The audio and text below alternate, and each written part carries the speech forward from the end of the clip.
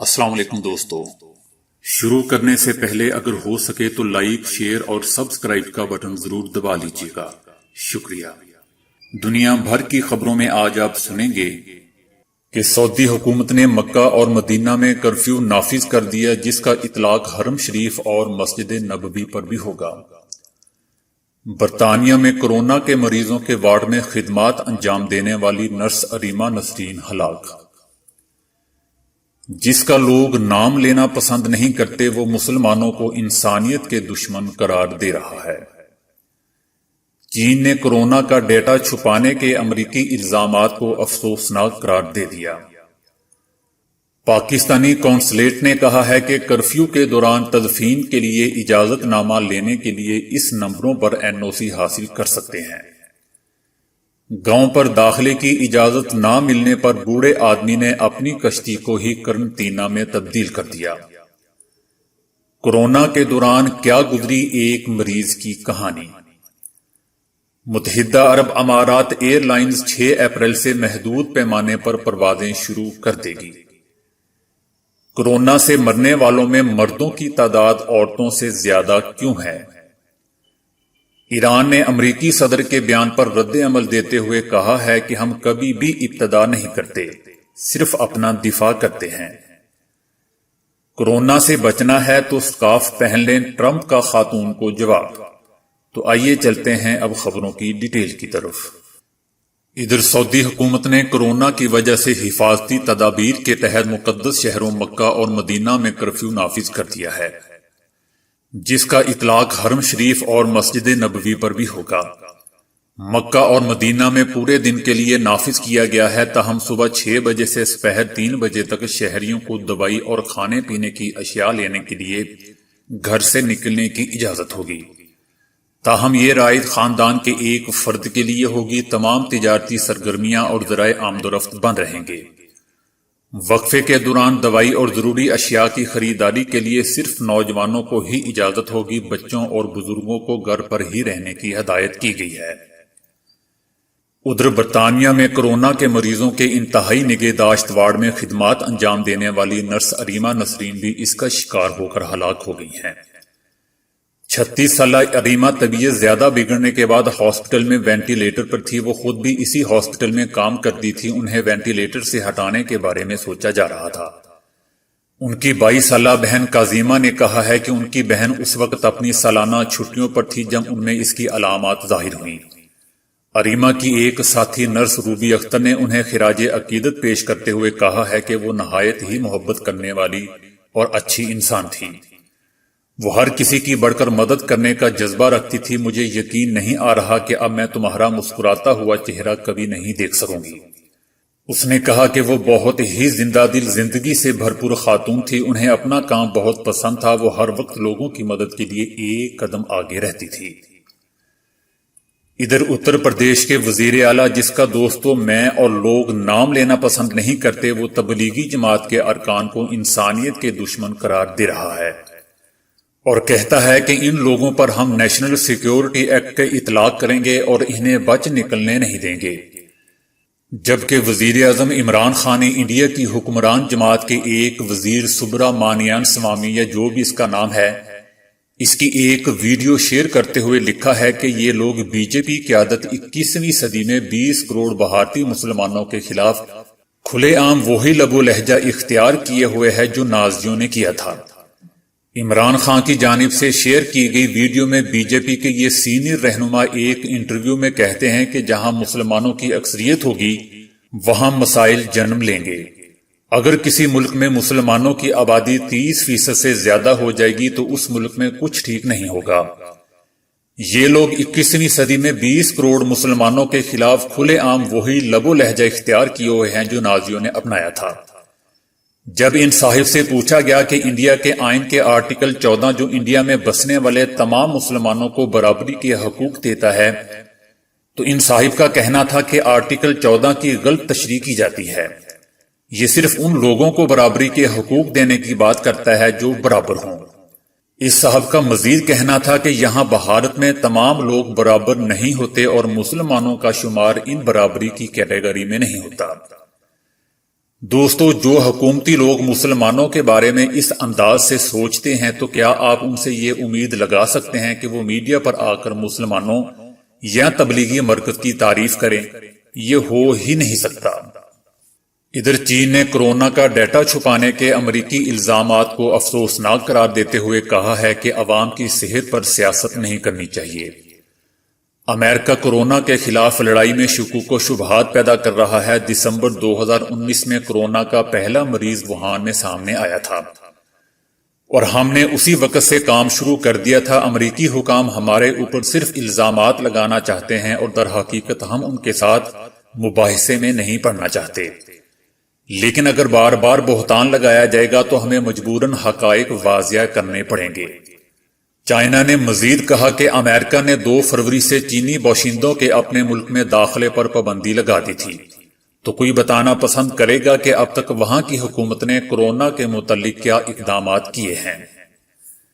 دوستو، حال ہی میں ایک خبر نشر ہوئی تھی کہ وائٹ ہاؤس میں ایک رپورٹ پیش کی گئی ہے جس کے مطابق چین اپنے ملک میں کورونا سے ہونے والی ہلاکتوں اور مریضوں کی تعداد چھپا رہا ہے، جبکہ امریکی صدر ٹرمپ نے کہا تھا کہ ان کے سامنے ایسی کوئی رپورٹ پیش نہیں کی گئی جس میں کہا گیا ہو کہ چین اعداد و شمار چھپا رہا ہے۔ ٹرمپ نے کہا کہ ہاں، یہ ہے کہ چین کے اعداد و شمار نسبتاً بہت نیچے ہیں۔ ادھر پاکستانی قونصلیٹ نے سعودی عرب میں پاکستانی کمیونٹی سے کہا ہے کہ کرفیو کے اوقات کے دوران کسی عزیز کی تدفین کے لیے اجازت نامہ لے سکتے ہیں۔ اس کے لیے نیچے دیے گئے نمبروں پر اپنی متعلقہ دستاویزات فراہم کر کے NOC حاصل کر سکتے ہیں۔ سعودی عرب نے پاکستانی کمیونٹی کی اپنی عزیزوں کی مقامی تدفین کے لیے سفری پابندیوں کے دوران NOC جاری کرنے کے لیے واٹس ایپ سروس متعارف کرا دی ہے۔ سعودی عرب میں احتیاطی تدابیر کے طور پر بعض علاقوں میں محدود کرفیو کا نفاذ کرتے ہوئے مختلف شہروں میں آمد و رفت پر پابندی لگائی گئی ہے۔ جدہ میں پاکستانی قونصلیٹ نے پاکستانی کمیونٹی کی سہولت کے لیے سعودی عرب کے مغربی ریجن میں انتقال کر جانے والے افراد کی آخری رسومات کے انتظامات کے لیے واٹس ایپ سروس شروع کی ہے۔ دوستو، یاد رہے کہ سعودی حکومت نے شہریوں اور ملک میں مقیم غیر ملکیوں کے باہر نکلنے پر سختی سے پابندی عائد کر رکھی ہے۔ ادھر بھارت کے ایک گاؤں میں کورونا کے پیش نظر لوگوں نے ایک بوڑھے دیہاتی کو گاؤں میں گھسنے نہیں دیا۔ بوڑھا شخص اپنے رشتہ داروں سے ملنے ندی پار دوسرے گاؤں گیا، جہاں سے واپسی پر اسے بخار ہو گیا۔ گاؤں کی عوام نے اسے اپنے گاؤں میں گھسنے کی اجازت نہیں دی۔ اس بیچارے شخص کا کہنا ہے کہ بخار ہونے پر وہ ڈاکٹر کے پاس گیا۔ ڈاکٹر نے اسے مشورہ دیا کہ وہ 14 دن تک سیلف آئسولیشن اختیار کرے، تاہم گاؤں میں داخلے کی اجازت نہ ملنے پر اس نے اپنی کشتی کو ہی قرنطینہ میں تبدیل کر دیا، جہاں اس نے تمام لوگوں سے اپنا رابطہ منقطع کیا ہوا ہے۔ ادھر BBC لکھتا ہے کہ کیرن 39 برس کی ہے۔ انہیں مسلسل کھانسی اور بخار کی شکایت ہوئی، لیکن ہاسپٹل والے انہیں داخل کرنے سے گھبرا رہے تھے۔ 11ویں دن اس کی حالت بگڑ گئی۔ کیرن نے بتایا کہ ان کی سانس اس قدر بگڑ گئی کہ طبی عملے کو فوری طور پر انہیں آکسیجن دینا پڑی۔ کیرن کا کورونا کا ٹیسٹ مثبت آیا، یعنی کہ انہیں اس نے اپنی لپیٹ میں لے لیا تھا۔ اس کے دونوں پھیپھڑے نمونیا سے متاثر ہوئے تھے۔ کیرن نے بتایا کہ کسی کو ان کے کمرے میں آ کر ان سے ملنے کی اجازت نہیں تھی۔ یہ میری زندگی کے تاریک دن تھے۔ 2-3 دن تک میں بستر سے نہیں اتر سکی۔ جب مجھے سانس لینا دشوار ہو جاتا تھا تو مجھے مدد کے لیے 1 گھنٹی بجانا پڑتی تھی اور اس بات کا انتظار کرنا پڑتا تھا کہ مجھے دیکھنے سے پہلے وہ اپنا احتیاطی لباس پہن لیں۔ میں اپنے آپ کو پرسکون رکھنے کے لیے مستقل فون پر اپنے گھر والوں سے رابطے میں تھی۔ مجھے وہم تھا کہ کہیں میں مر نہ جاؤں، جبکہ میرے گھر والے میری بری خبر کے لیے پوری طرح تیار تھے۔ میں ایک سانس کے لیے جدوجہد کر رہی تھی۔ دوستو، مختصر یہ کہ کورونا کے مریض کی یہ زندگی ہے۔ جو تو اس دنیا سے چلا جاتا ہے وہ تو نہیں بتا سکتا کہ اس کے ساتھ کیا گزری ہے، لیکن بچ جانے والی کیرن نے کہا کہ جس دن انہیں ہاسپٹل سے جانے کی اجازت ملی اس دن ہاسپٹل کی عمارت سے باہر قدم رکھتے ہی تازہ ہوا کے جھونکے کا جو فرحت بخش احساس انہیں اپنے چہرے پر ہوا اسے وہ کبھی نہیں بھلا پائیں گی۔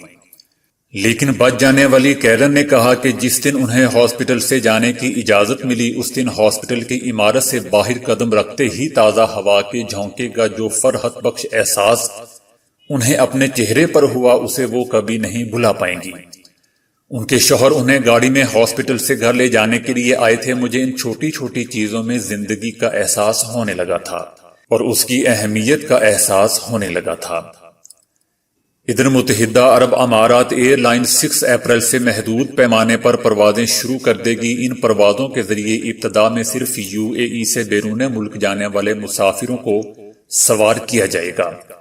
شروع میں 10 سے 15 پروازیں چلائی جائیں گی، لیکن اس کا انحصار ہوائی اڈوں سے ملنے والی اجازت اور مسافروں کی تعداد پر ہوگا۔